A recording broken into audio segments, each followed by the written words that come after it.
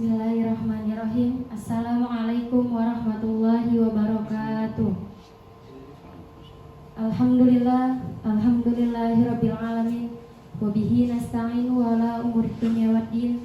Wassalatu wassalamu ala asyrafil anbiya'i wal mursalin wa ala alihi wa sahbihi ajmain, amma ba'du. Pertama-tama adalah kita panjatkan puja dan puji syukur kehadirat Allah Subhanahu wa taala yang mana telah memberikan kita begitu banyak nikmat, salah satunya nikmat iman, Islam serta sehat walafiat, sehingga kita masih diberikan kesempatan untuk bertemu dan berkumpul di tempat yang insya Allah penuh barokah ini. Amin ya rabbal alamin. Yang kami hormati Ibunda Hajat Hifah Sa'diyah selaku owner dari PT Zahidah Rufus Indonesia, dan yang kami hormati Al-Mukarram Ustadz Alwi Yusuf, tour leader sekaligus pembimbing grup keberangkatan 16 Desember 2023, dan yang kami hormati serta kami muliakan bapak-bapak dan ibu-ibu yang insya Allah akan dirahmati oleh Allah Subhanahu wa taala. Amin ya rabbal alamin. Sedikit informasi yang ingin saya sampaikan kepada bapak dan ibu. Alhamdulillah, dari setoran umroh bapak dan ibu ada sedikit faedah berjumlah $50 yang insya Allah akan menjadi hak bagi anak-anak yatim di Pondok Pesantren Darul Aitam As-Sofi, yang dimana pondok pesantren tersebut berada di bawah naungan Ibunda Hajat Hifah Sa'diyah sendiri. Semoga rezeki yang Bapak Ibu berikan, rezeki yang Bapak Ibu salurkan dibalas berpuluh-puluh bahkan berjuta-juta kali lipat oleh Allah Subhanahu wa taala. Amin ya rabbal alamin. Langsung saja kita masuk ke paparan materi pada pagi hari ini. Insya Allah Bapak dan Ibu akan berangkat pada hari Sabtu tanggal 16 Desember 2023, take off pada pukul 04.40 waktu Indonesia bagian Barat by SP823, untuk kumpul pada hari Sabtu tanggal 16 Desember 2023 pukul 01.00 maksimal. Kenapa kita harus datang lebih awal? Karena yang pertama kita harus merapikan koper Bapak dan Ibu terlebih dahulu, kemudian kita ada check-in bagasi, kemudian kita mendengarkan arahan dari pembimbing, dan terakhir ada doa bersama sebelum keberangkatan. Rabu tanggal 20 Desember 2023, sholat tahajud di Masjidil Haram, kemudian tidak ada kegiatan yang mengikat. Maksud tidak ada kegiatan yang mengikat ini adalah acaranya bebas. Jadi Bapak dan Ibu bisa memperbanyak tawaf sunnah dan membaca Al-Quran di Masjidil Haram. Kemudian sholat 5 waktu dan ibadah sunnah lainnya selalu di Masjidil Haram. Setelah itu manasik singkat untuk persiapan pelaksanaan umroh kedua. Kemudian hari ketiga Bapak Ibu di Mekah pada hari Kamis tanggal 21 Desember pukul 7.00 persiapan ziarah luar kota Mekah. Ziarah luar kota Mekah yang pertama Jabal Sur, kemudian Jabal Rahmah, kemudian Musdalifah, Mina, dan Jabal Nur. Jabal Nur tidak turun, hanya di saja. Kemudian Bapak dan Ibu setelah melaksanakan ziarah mampir ke Masjid Jirona untuk mengambil mikot dan pelaksanaan umroh kedua. Pada hari keempat Bapak Ibu di Mekah, Jumat pada tanggal 22 Desember 2023, sholat tahajud di Masjidil Haram, tidak ada kegiatan yang mengikat atau acaranya bebas. Kemudian sholat Jumat di Masjidil Haram, jamaah laki-laki dan perempuan wajib datang 2 jam lebih awal. Kenapa wajib datang 2 jam lebih awal? Agar Bapak dan Ibu bisa sholat di dalam, tidak di luar. Dan sholat Jumat di Masjidil Haram itu tidak hanya diwajibkan untuk laki-laki saja, perempuan pun bisa ikut melaksanakan sholat Jumat. Kemudian sholat 5 waktu dan ibadah sunnah lainnya selalu di Masjidil Haram. Kemudian muhasabah di rooftop Masjidil Haram. Kemudian pada hari kelima, hari Sabtu tanggal 23 Desember 2023, sholat tahajud di Masjidil Haram dilanjutkan dengan tawaf wada. Mungkin nanti waktunya kondisional akan ditentukan oleh mutawif dan tour leader. Kemudian sholat subuh dan sarapan. Setelah itu persiapan untuk check out hotel Mekah. Kemudian pukul 6.00 menuju Jeddah. Kemudian tiba di Jeddah, check in barang dan imigrasi. Penting kepada Bapak dan Ibu, pada saat berangkat dan kepulangan wajib menggunakan batik Zahidah. Kemudian program Madinah 3 malam, Mekah 4 malam. Pada saat keberangkatan, terutama untuk jemaah wanita, harap menutup aurat dan jangan memakai pakaian terlalu ketat, dan wajib selalu memakai kaos kaki. Kemudian untuk ibu-ibu mohon membawa mukena selain dari zahidah, cukup atasan saja karena mukena dari zahidah wajib digunakan pada saat umrah saja. Kemudian untuk ibu-ibu kerauda usahakan pakai pakaian hitam. Syal dan nemtek wajib selalu dipakai. Insya Allah syal dan nemtek nanti akan kami bagikan pada saat Bapak dan Ibu tiba di Bandara Jakarta. Kemudian paket umrah wajib aktif selama di Madinah dan di Mekah. Kemudian cairan di atas 100 ml wajib masuk bagasi. Untuk charger dan power bank masuk koper cabin, bukan masuk ke koper bagasi. Kemudian jatah bagasi per jamaah 23 kilo dikali 2. Kain ihram dan mukena Bapak dan Ibu bisa membawa 1-2 pieces. Kemudian bapak-bapak barangkali ada yang membawa peci atau kopiah, bisa membawa 1-2 pieces. Untuk ibu-ibunya bisa membawa kerudung bergo 1-2 pieces. Kemudian bapak-bapak dan ibu-ibunya yang membawa baju koko atau busana muslim berwarna bebas bisa membawa 5-6 pieces. Untuk ibu-ibu warna hitam, gamis warna hitam wajib dibawa 1 pieces. Dan baju warna putih wajib dibawa minimal 2 pieces. Karena gamis berwarna putih akan dipakai pada saat pelaksanaan umroh. Kemudian membawa celana panjang secukupnya saja. Bapak-bapak yang ingin bawa kain sarung bawa secukupnya saja. Kemudian ibu-ibu kaos kaki bawa 8 pasang atau lebih diperbolehkan. Kemudian bapak-bapak dan ibu-ibu yang ingin bawa baju lengan panjang atau kaos oblong dibawa 3 pieces saja. Kemudian untuk sandal jepit atau sandal gunung, bapak dan ibu bisa membawa 1 setel saja. Selanjutnya akan disampaikan oleh Ustadz Alwi Yusuf. Kepada beliau kami persilahkan. Duyufullah, duyufur rahman, para tamu-tamu Allah yang mudah-mudahan pada saat hari ini kita semua senantiasa berada di dalam sehat afiat, dalam naungan penuh keberkahan dari Allah Subhanahu wa taala, dan kita saat ini yang mengikuti kegiatan manasik pada kesempatan yang mulia ini, kita semua berarti sudah menancapkan yakni tekad kita untuk meraih status sebagai tamunya Allah Subhanahu wa taala. Oleh karena menjadi sebaik-baiknya tamu untuk bisa memberikan yakni penghormatan, tahiyat kepada tuan rumah yakni Allah Subhanahu wa taala. Insyaallah beberapa minggu yang akan datang, beberapa waktu yang akan datang, masih hitungan hari kita akan mulai dan kota Madinah. Nah, jadi kalau kita biasanya kalau kedatangan tamu ini baik, tamu ini ramah, tamu ini sopan, tamu dengan pandangan rahmat, pandangan kasih sayang dari Allah Subhanahu wa taala. Allah sebagai tuan rumah pasti begitu kedatangan tamu yang bersih hatinya, yang betul-betul ikhlas tulus dalam ibadahnya, betul-betul menghamba ketika dia bertamu ke tanah suci, maka pasti Allah akan kasih jamuan yang banyak. Apa jamuannya? Jamuannya pahala yang berlipat ganda. Sebagaimana kita tahu kalau kita ibadah di kota Makkah 100.000 kali lipat, kalau di kota Madinah 1.000 kali lipat. Maka nggak ada tempat lain yang ketika kita melakukan ibadah di sana dilipat gandakan sebanyak itu. Nah, ini adalah jamuan dari Allah. Allah kasih jamuan yang banyak, pahala yang berlipat ganda. Nggak cuma sampai di situ. Setiap dosa kita, setiap salah kita dihapus sama Allah. Setiap dosa kita luntur, setiap dosa kita bahkan bukan hanya dihilangkan, tapi diganti dengan pahala kebaikan.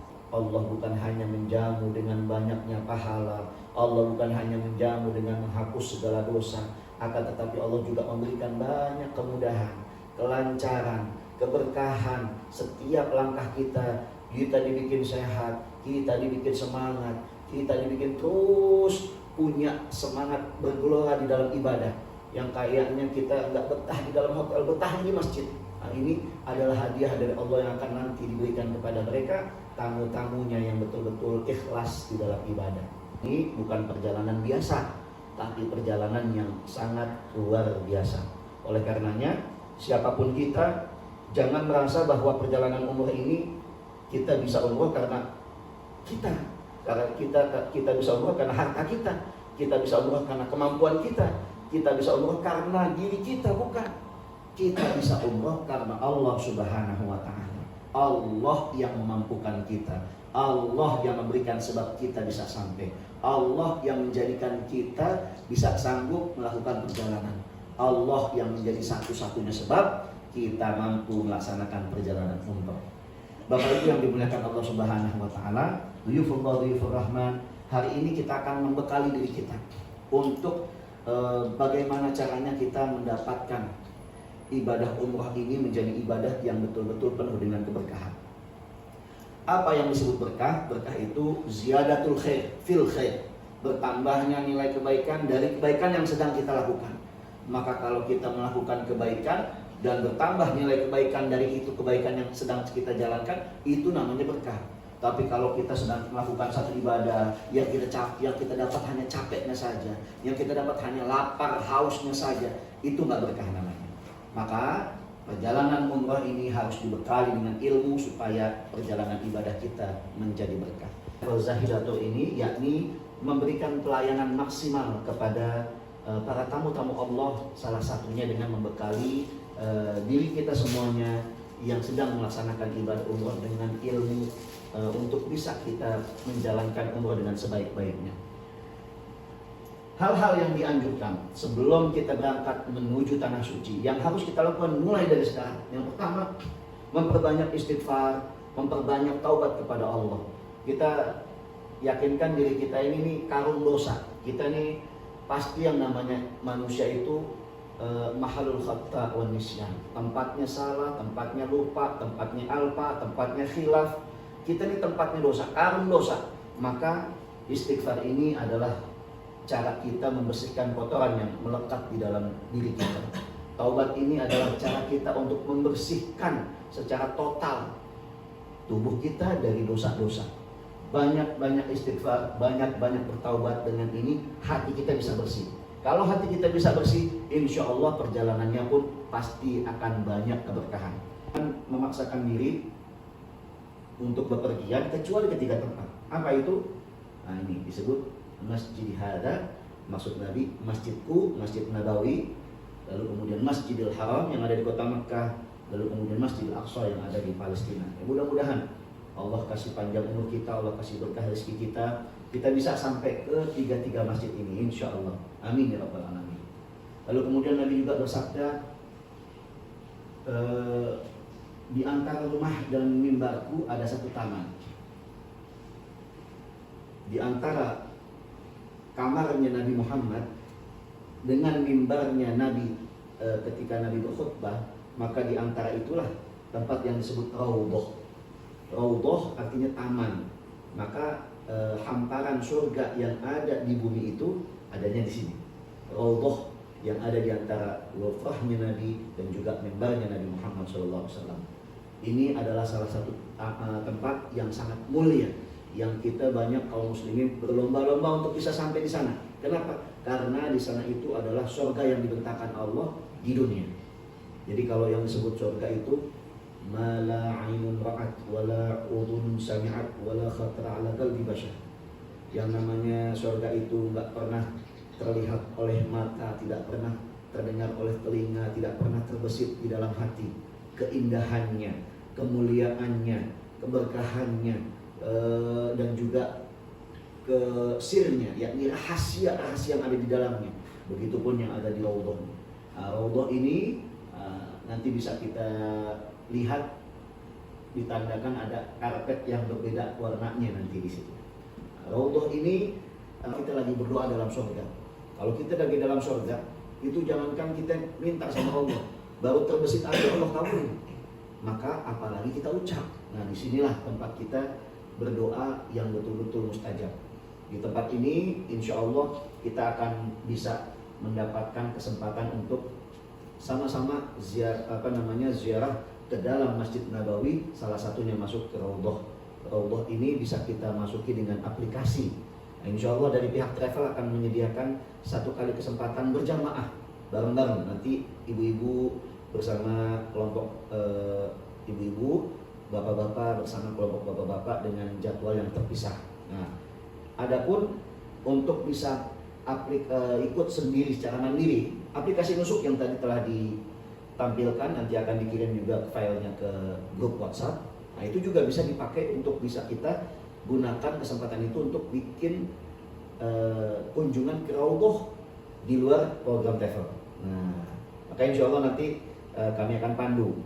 Kalau sekiranya di grup WhatsApp yang akan dikirim filenya itu kurang lengkap atau kurang kita bisa pahami, insya Allah nanti begitu nanti di bandara saya akan pandu satu persatu untuk bisa menginstal aplikasi Nusuk dan registrasi untuk kita bisa datang ke Raudhah di luar program travel.